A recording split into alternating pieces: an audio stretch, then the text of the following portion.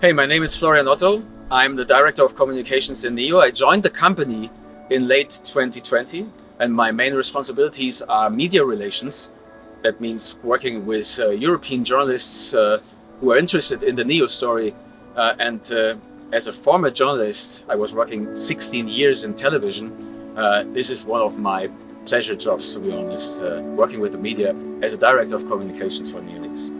And when I was working with the students of the Tongji University, I saw a very interesting thing in 2010 already.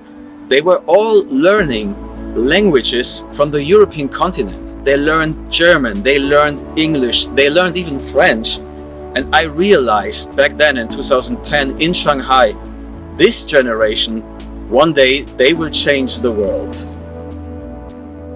What does it mean to work for a Chinese company? Well, I would say I worked already in Audi and in Mercedes for a Chinese company because as a global player, they had their main markets in China. So I was sort of familiar with China, at least through this global positioning of these two big brands.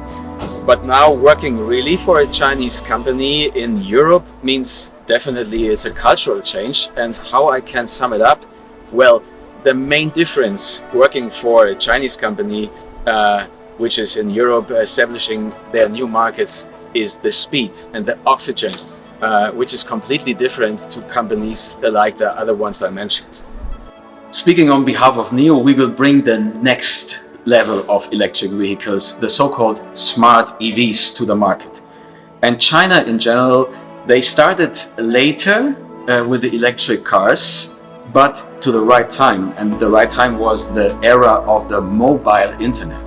If you start in the era of the mobile internet like the Chinese EV industry, you basically, what NEO also did, build your car around a software and technology driven philosophy. And this smart EVs are the next generation of electric vehicles, and this is by far the biggest advantage of the Chinese industry among other competitors.